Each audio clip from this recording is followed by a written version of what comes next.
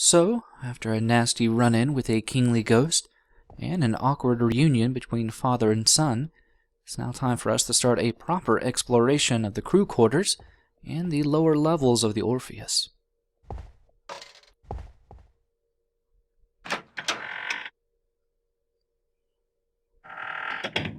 And as you can imagine, the lower levels are not quite as glamorous as the upper floors, and in fact they are quite claustrophobic, but they do have plenty of people in need of our help. There are demons lurking about here.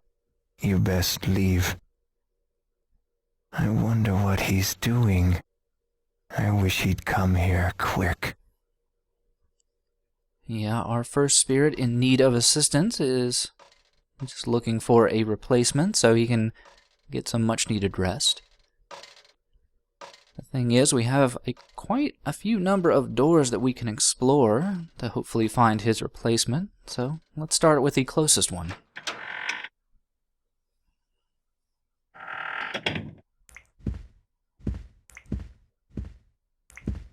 Seems we have stumbled into the crew shower quarters here.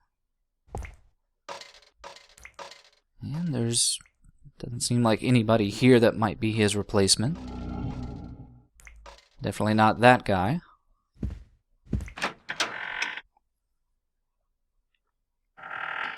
Yeah, as you can imagine, the king is going to be our aggressor for this area of the game.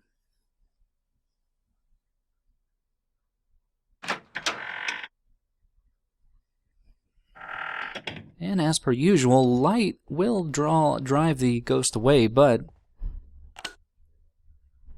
yeah, there's some issues right now with the electricity on this floor.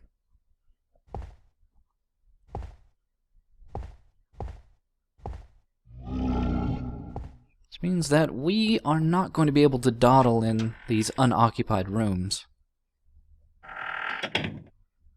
Which is fine, because for right now, we are still on the lookout for a patrol replacement. Maybe in one of these two doors.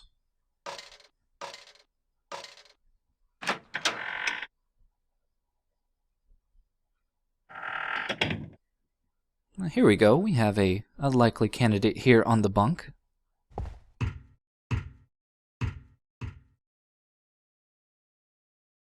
Ships are AB-23. The general radio is BA-13.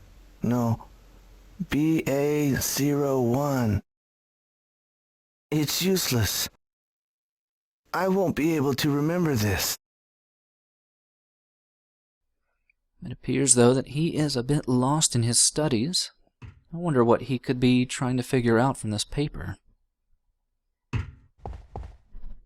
Well, while we have a little bit of time, we can look just around the general area to see what type of living quarters the crew had down here. And I guess they're suitable.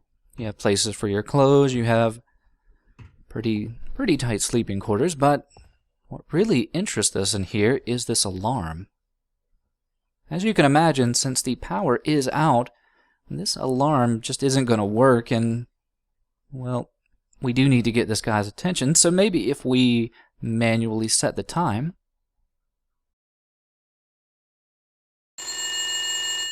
Shut up!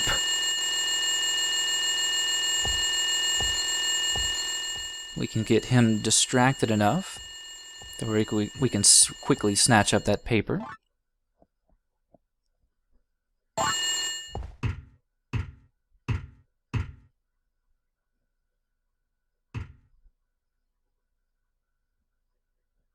Where did the documents go? Oh no, I forgot. My patrol. I have to go. And we could finally have him remember that he has a patrol that he needs to get back to.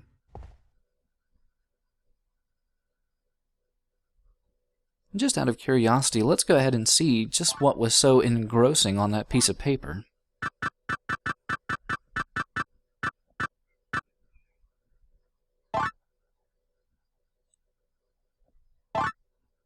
Why, it's instructions for using a telegraph. And while none of this seems particularly important to us currently, this is going to be pretty useful for us in a future puzzle. But since we did get a new patrolman out there, I think we are due a reward.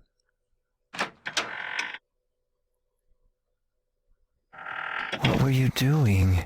That demon could show up any time. I'm sorry. The telegraph. I'm going to get some rest now.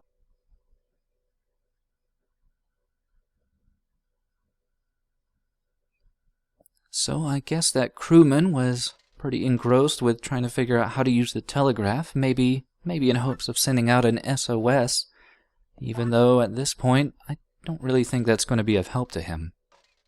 Still though, I wonder if he has any other problems. When is the light going to turn on? Ah, pretty simple request, but one that might take us a little bit of time to figure out. Because it definitely seems like the power is just out entirely on this lower section.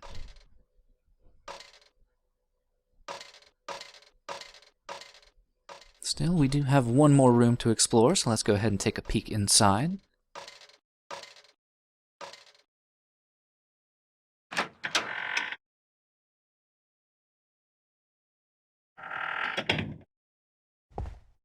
Another bunk area with another crew member to help.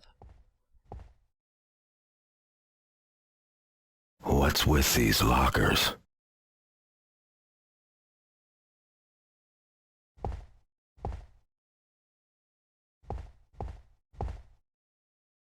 The combination to the numeric lock should be written in locker 4. We won't be able to escape in time. We will all die. Well, that seems like a simple enough problem. We just have to open locker number 4. But nothing can ever be that simple. Yeah, there is a little bit of a cryptic puzzle to these lockers here, as it doesn't seem like most of them will open up to us. And if we ask the sailor, what's with these lockers? He doesn't really have a good hint to give us. So to figure this out, we'll just have to use a little bit of trial and error. Because we can see that the first locker opens up easily enough, but has nothing inside of it.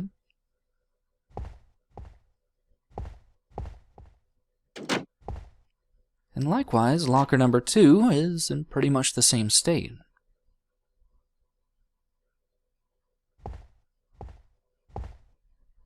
The issue comes up whenever we try to open locker number 3. It's our first locked locker. So we can open 1 and 2, but not 3. But what happens if we keep open lockers 1 and 2?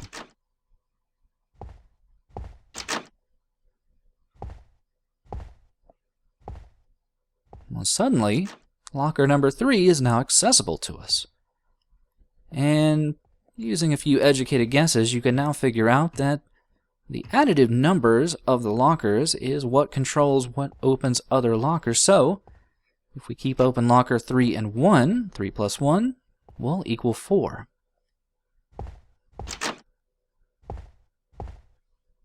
It opened. The combination is 1, 6, 8, 9. I must hurry.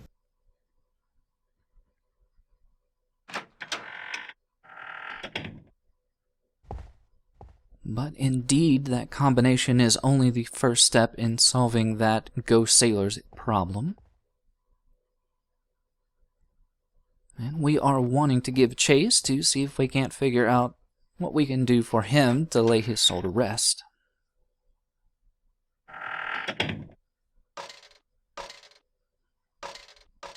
even though we do lose him initially, I think we're going to go ahead and go down the right path here.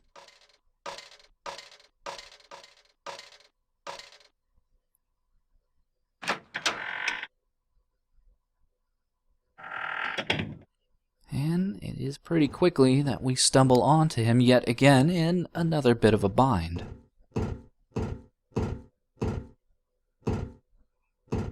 We see that the nearby door here is controlled by a numeric lock, and, well, he should have the combination, but why can't he get in? Why won't it open? We have to hurry, or that demon will. 1, 6, 8, 9. The numbers should be right. And he is correct. The numbers are indeed right, but, well, he just happens to be reading them in the incorrect manner. Yeah, the paper that he was looking in the locker was upside down. So all we have to do is enter the numbers upside down and in reverse.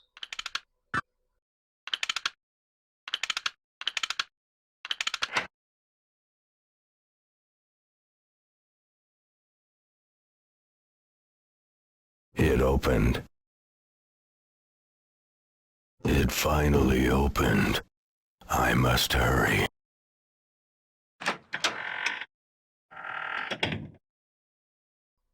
And just what type of room did we unlock here? Ah, that's why it was so important.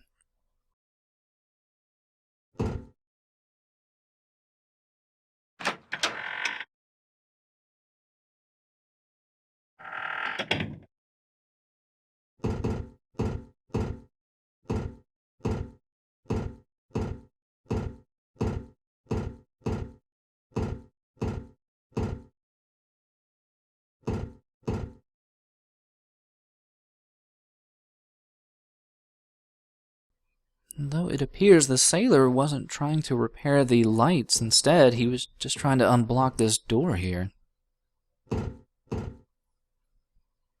But we need to be a little bit careful.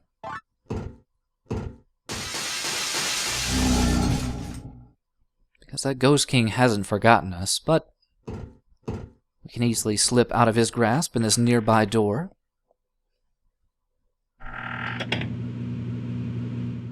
And it gains us access to the electrical room that we have been looking for. Now, it appears that most of the generators are currently on, except for one. And the good thing is, there's not really a puzzle here. All we have to do is switch back on this one generator.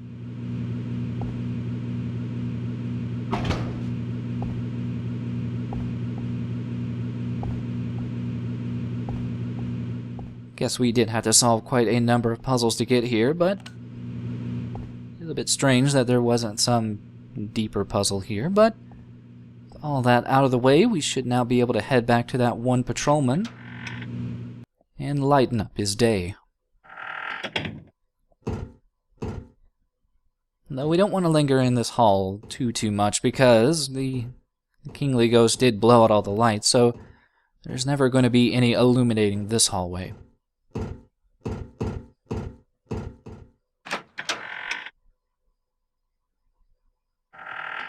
But on the way back, we do get a lovely view of the ocean outside and some nice fish. Not sure if those fish are also stuck in the eternal torment of the sailors on board, but I'm sure they might not even notice. But this engine room is going to be pretty much the last area of the game, but as you can imagine, right now it is pretty inaccessible to us. It's just an area that we are going to have to keep in mind for the future.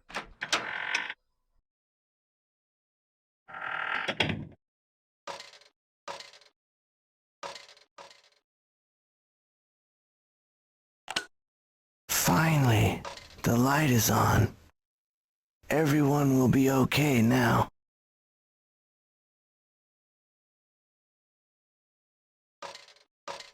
And just like that, we have already managed to free 3 trapped souls.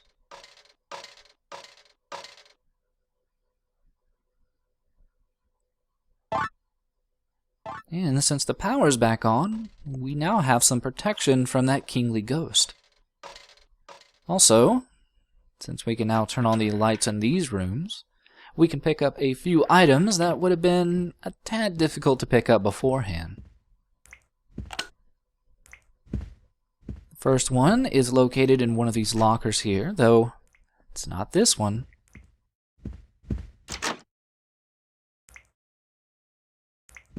There we go, we have another curing potion.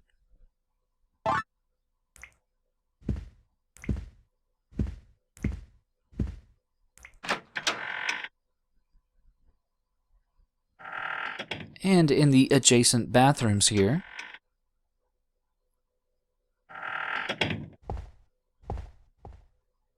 where I totally forgot that I had already turned on the lights, in the far stall down here,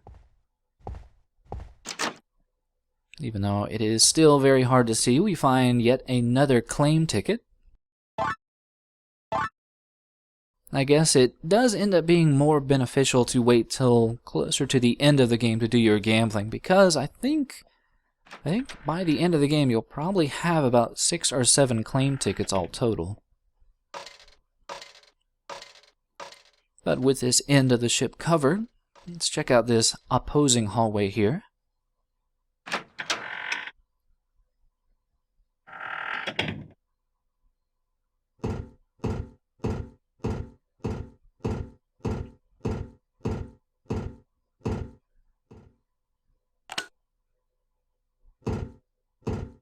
And our first door is another means to gain access to the engine room, though it does have a different barrier than the other door, in that this one is actually locked. So this is the door we want to keep in mind, because I think at some point we are going to find a key for that. And this second door is how we are going to be able to get back up to the normal passenger floors. But we aren't done down here just yet.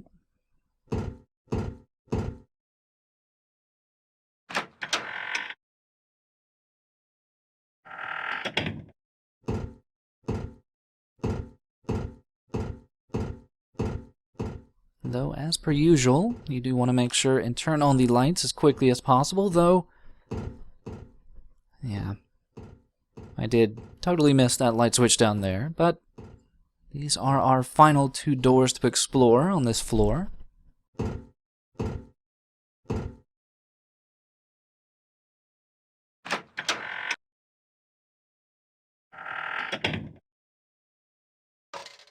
We find ourselves in another set of sleeping quarters, where we find the last mate that needs our assistance. What's that sound? It's coming from the control room. The demons. So I don't think we've been to the control room yet, which means through just sheer process of elimination, it's probably that adjacent door, but before we check out that mysterious sound that's been keeping him up, there is one last thing to get in this nearby set of crew quarters here.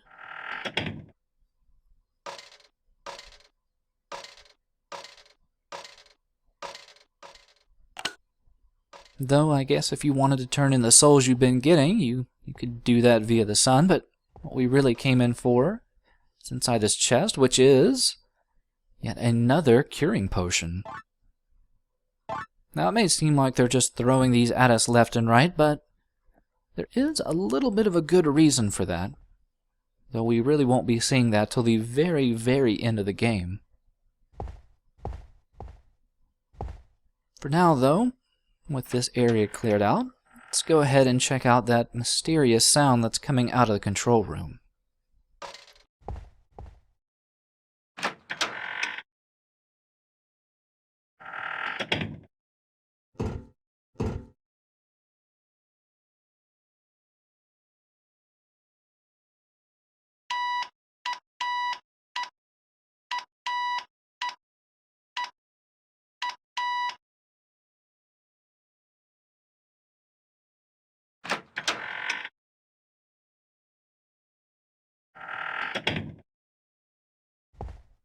And another look at a very familiar ghost that we've seen before, but even more than that, do we turn on the lights here? We can get a better look at what is indeed a telegraph room. See the normal alphabet of Morse code here on the wall. And some pretty impressive looking, albeit dated, telegraph equipment, but there seems to be something scribbled in the table here next to the input. And indeed, it is the name Kreia that we have heard so many times before, but even though we want to go ahead and input that in the telegraph, we want to make sure that we are indeed on the right channel to do so. Yeah, just inputting the name Kreia isn't really going to do it. Instead, we're going to have to use our knowledge from that one sailor's note to figure out that we need to set the telegraph machine to that emergency channel.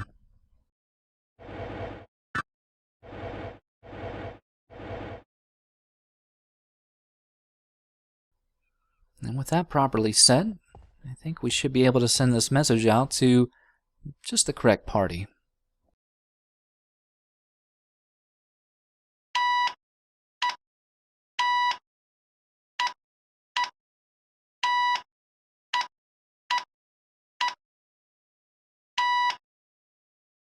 My sister Kreia has been waiting a long time. This is a music box that my sister gave me.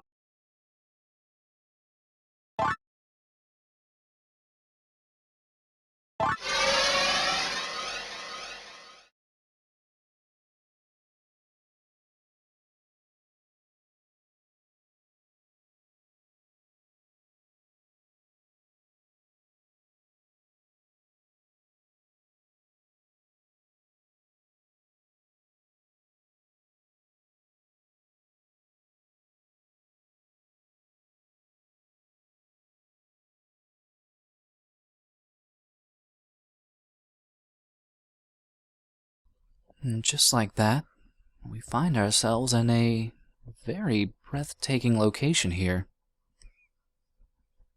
A cathedral that appears to be a year before the Orpheus set sail. No, there doesn't seem to be too much to this cathedral. Just some very, very large stained glass portraits of what I assume to be, I guess, positive attributes. Glory, wisdom, honor. Yeah, let's go with that.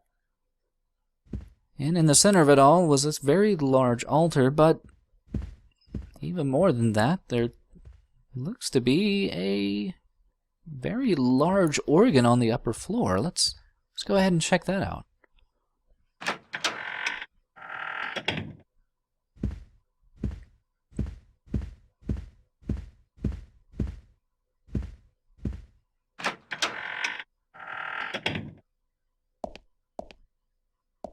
And indeed, it is very picturesque up here, especially with this looming organ that we could play, but well, I just don't know what type of a tune we should play.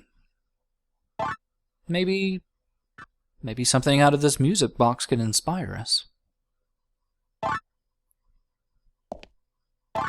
Let's just hope that it does indeed still work.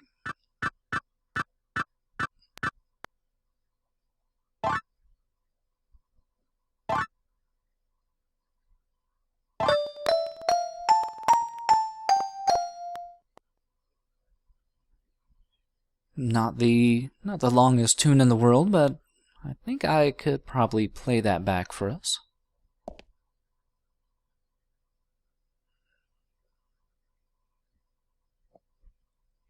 And please excuse my timing. I'm not the greatest with music or tone or many things, but I think I can get this down.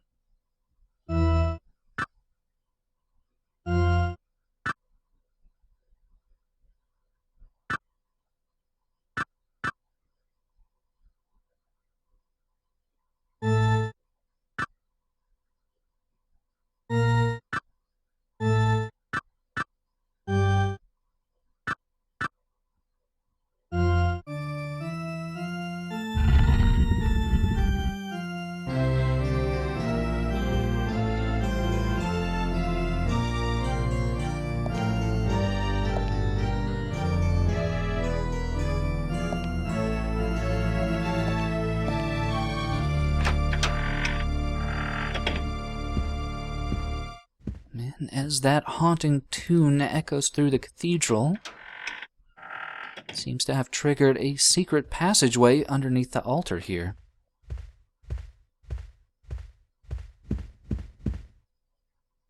Just what could be waiting in store down here for us?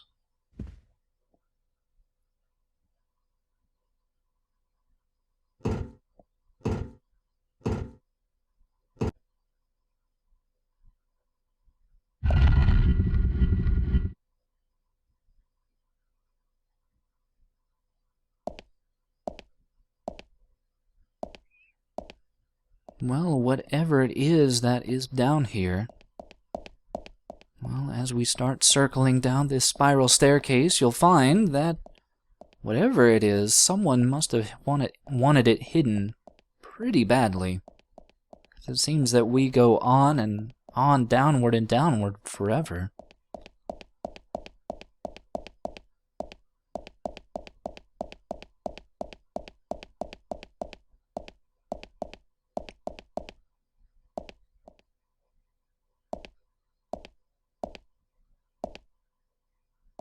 And our journey downward is not yet complete. No, it is definitely almost at an end.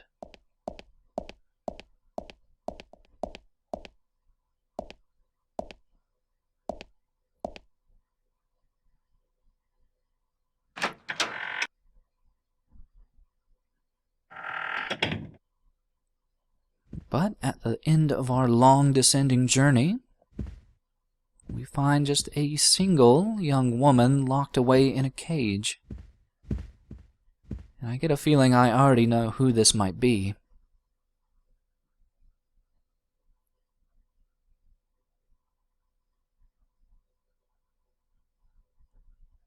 And indeed, this mention of a grandfather, a murderous one in fact, leads me to believe that this is probably Kreia, though I think we're going to have to convince her that we're really not down here to kill her. Maybe if we play her that tune from the music box.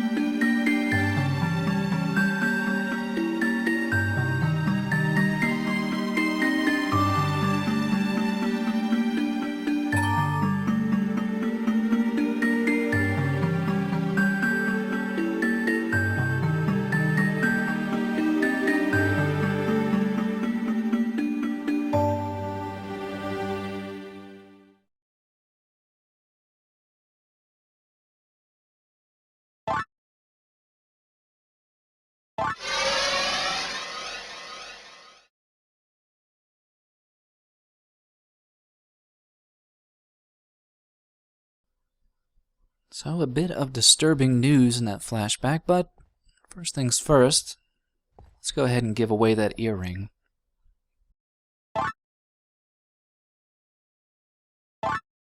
My sister and you have met. Destiny has taken another course.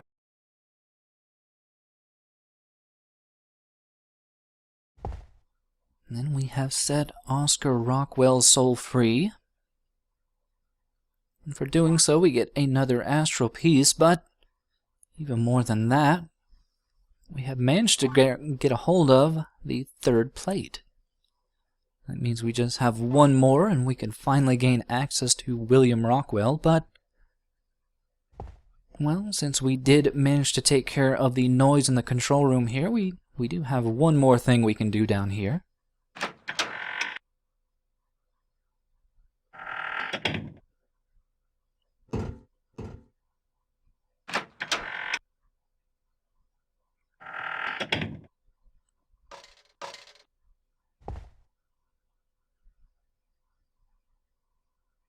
It's quiet. Now I can finally rest. And with that, we have managed to free all the trapped souls on this lower level of the Orpheus. And that means that we can now head back up to the galley and tell that one crew member that all of his friends are now free.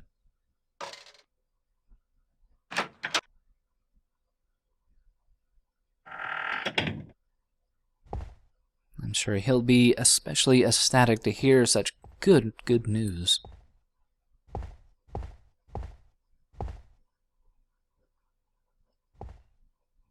Those guys. They finally left. Thank you. Now I will be able to rest in peace.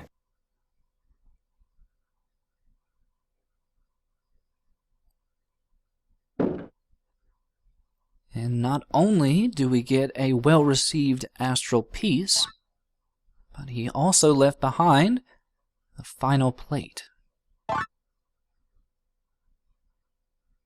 That means after all of our hard work aboard the ship, we now finally are going to be given an audience with the evil, nefarious William Rockwell.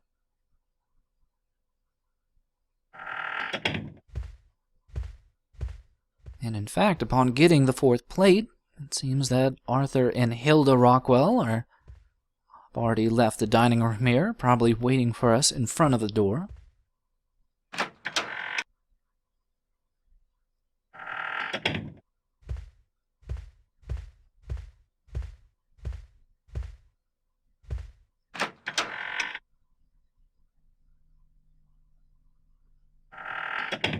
All of the plates have been inserted. Use the plates. Bit of a contradiction there in the dialogue, but yeah, let's go ahead and set in the plates.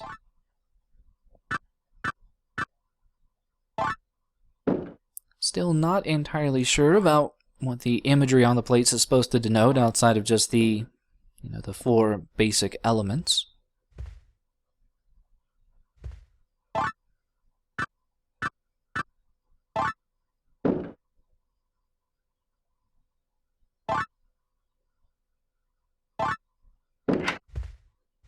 We shall excuse ourselves now.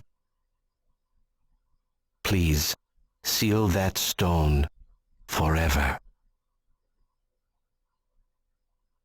But with that, another two Rockwells have finally let go of their ghostly existence. And really all that leaves us is the final area before, I guess, meeting William Rockwell himself. How will that go? Well, tune in next time and find out.